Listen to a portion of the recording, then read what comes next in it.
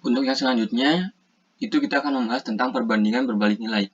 Nah, pada waktu yang lalu atau di video sebelumnya, kita telah membahas tentang perbandingan senilai yang dimana kita sudah mengerjakan ataupun memisahkan sebuah perbandingan senilai dengan menghitung keliling dari dua buah persegi ini.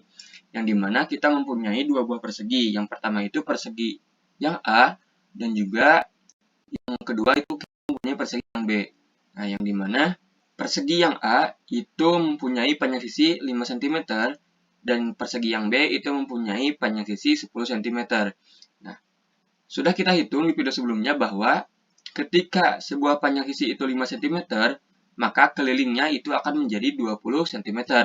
Dan ketika persegi ini mempunyai panjang sisi 10 cm, maka kelilingnya akan menjadi 40 cm. Yang dimana bisa kita simpulkan bahwa kedua buah persegi ini dari ketika membandingkan kelilingnya adalah sebuah perbandingan senilai. Nah, yang dimana perbandingan senilai ini didapat dari ketika panjang sisinya itu 5 cm ataupun kecil, maka kelilingnya juga akan kecil, yaitu 20 cm. Akan tetapi, ketika panjang sisinya itu membesar ataupun semakin besar nilainya, maka kelilingnya juga akan semakin besar nilainya. Nah, jadi itu yang membuat dua buah persegi ini perbandingan senilai atau masuk kategori perbandingan senilai. Untuk yang selanjutnya di sini itu ada kecepatan yang dimana kecepatan ini sama dengan jarak dibagi dengan waktu. Nah, di sini kita sudah mempunyai ilustrasi jarak yang ditempuh ataupun kecepatan yang ditempuh oleh mobil. Di sini itu kecepatan sama dengan jarak dibagi dengan waktu, yang dimana kecepatan di sini adalah kecepatan dari mobil biru ini. Jarak. Nah, jarak yang dimaksud adalah ini 80 km. Jadi, kecepatan mobil dari titik A sampai titik B ini sejauh jaraknya itu 80 km, berapa sih waktu yang dibutuhkan? Kecepatan yang dibutuhkan dari waktu yang sudah ada. Nah, yang dimana waktunya ini adalah 2 jam. Jadi, ketika kecepatan mobil ini nantinya mempunyai jarak tempuh itu 80 km dengan kecepatan waktunya itu 2 jam, maka kecepatan dari titik A sampai titik B mobil ini berjalan berapa kilo gitu yang harus dilakukan ataupun yang harus ditempuh. Nah, caranya adalah kecepatan ini kita menghasilkan jarak. Nah, jaraknya itu kan 80. Jadi 80 dibagi dengan waktu. Nah, waktunya ini kan 2 jam, berarti dibagi 2. Nah, maka hasilnya akan menghasilkan 40 km. Nah, maka mobil ini harus mempunyai kecepatan 40 km untuk mencapai 80 km dalam waktu 2 jam. Nah, lalu yang ini, yang sebelah kanan, kita pasang waktu 1 jam ya, 1 jam. Nah, jadi berapa sih kecepatan yang harus digunakan ataupun dipakai saat berkendara untuk mencapai jarak 80 km dalam waktu 1 jam? Maka kita bisa menghitung. Nah, kecepatan ini kan jarak dibagi waktu. Maka jaraknya itu adalah 80. Nah, waktunya itu adalah 1 jam, maka dibagi 1. Maka, ketika 80 dibagi 1 ini akan menghasilkan 80. Nah, jadi kecepatan dari pengendara ini untuk mencapai jarak 80 km dalam waktu 1 jam, itu tetap harus menggunakan kecepatan 80 km. Lalu yang selanjutnya bisa kita misalkan bahwa jarak ini, nah jarak ini sama dengan 80 km, lalu ada waktu. Nah, waktu ini bisa kita misalkan dengan X, lalu kecepatan kita misalkan dengan Y. Kecepatan kita misalkan dengan Y. Nah, jadi kecepatan ini kita rubah menjadi Y sama dengan jarak. Jaraknya itu adalah 80. Nah, 80, jaraknya 80 km. Ini 80 per waktu. Waktu di sini adalah X.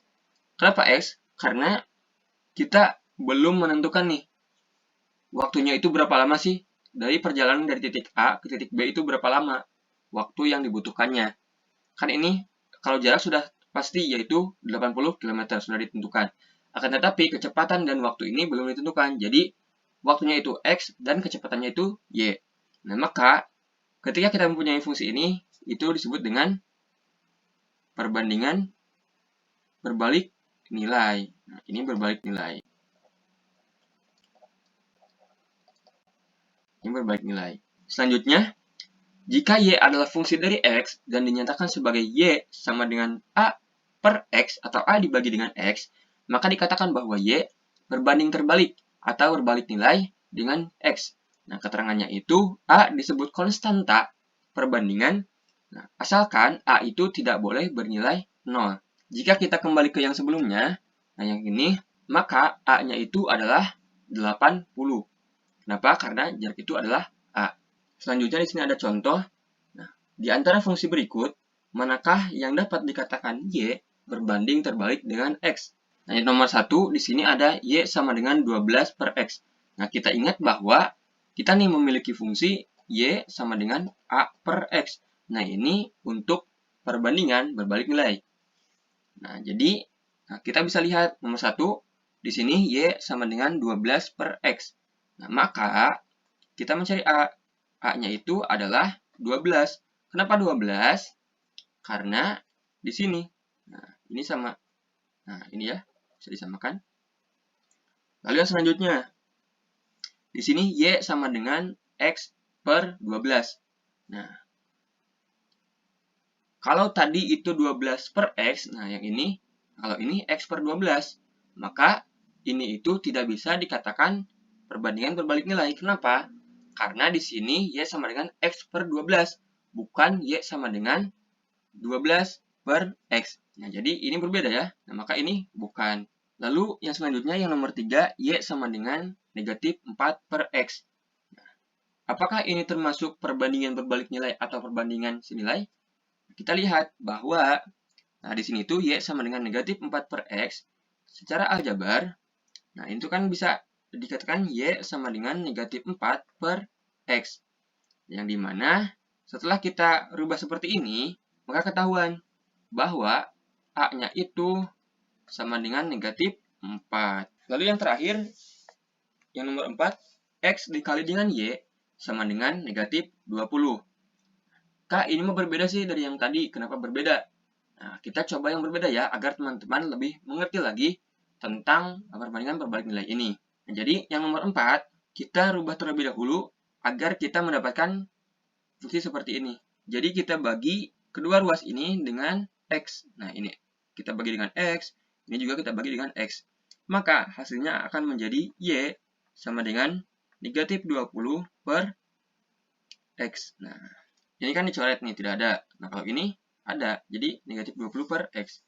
Maka, setelah ini, kita mendapatkan hasil bahwa A itu sama seperti yang nomor 3. A itu sama dengan negatif 20. Lalu yang selanjutnya, itu menyusun persamaan perbandingan berbalik nilai. Nah, di sini diketahui Y berbanding terbalik dengan X. Ketika X sama dengan 2, maka Y sama dengan 9. Nah, nyatakanlah Y dalam X menggunakan persamaan. Kemudian tentukan Y ketika X sama dengan negatif 3. Kita ingat ya bahwa kita memiliki fungsi Y sama dengan A per X. Nah, maka di sini kita cari dulu nih yang A-nya dengan cara A sama dengan X dikali dengan Y. Kita substitusikan nilainya. Yang dimana X-nya itu kan sudah diketahui. X-nya itu 2 dan Y-nya itu adalah 9. Maka kita substitusikan atau kita masukkan ke dalam X ataupun Y-nya. Nah, maka A sama dengan X-nya kita ganti menjadi 2, lalu dikali dengan Y-nya kita ganti menjadi 9. Ini 9. Maka A sama dengan 2 dikali 9 sama dengan 18. Maka kita mendapatkan hasil Y sama dengan 18 per X. Kenapa Kak 18 per X? Karena kita mencari A, dan A-nya itu adalah hasilnya 18. Lalu yang selanjutnya itu kemudian tentukan Y ketika X sama dengan negatif 3.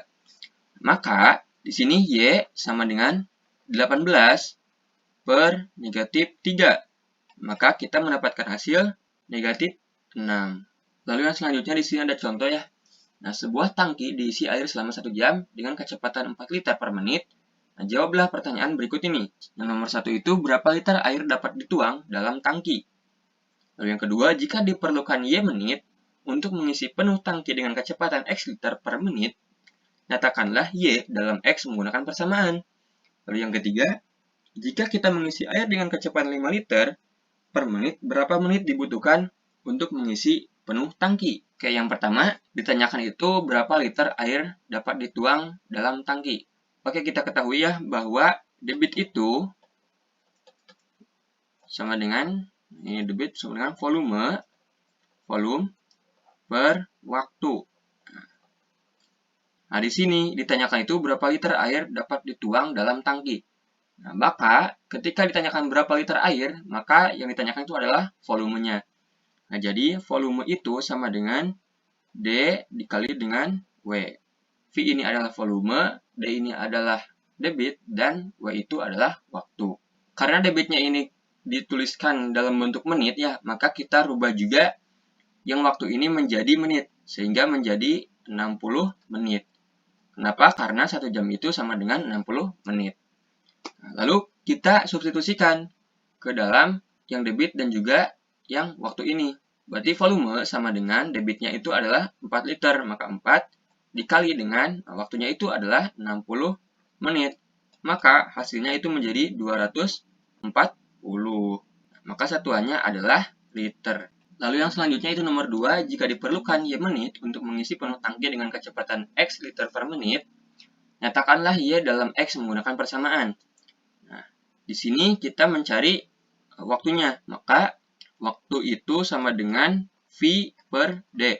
W itu waktu, V-nya volume, dan D-nya itu adalah debitnya. Lalu kita masukkan ke persamaan yang tadi ya, karena di sini dikatakan bahwa nyatakanlah Y dalam bentuk X menggunakan persamaan. Nah, waktu itu adalah Y, lalu volume itu adalah 240. Dari mana 240? 240 itu adalah hasil dari yang nomor 1 tadi. Lalu per D itu adalah X. Lalu yang terakhir, jika kita mengisi air dengan kecepatan 5 liter per menit, berapa menit dibutuhkan untuk mengisi penuh tangki? Nah, maka kita gunakan yang rumus sebelumnya, bahwasanya Y sama dengan 240 per X. Nah, kita masukkan atau kita substitusikan nilai 5 ini ke X.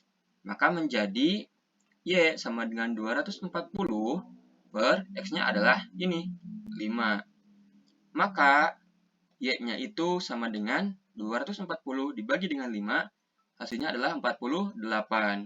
Maka bisa kita simpulkan bahwa waktu yang dibutuhkan itu adalah 48 menit.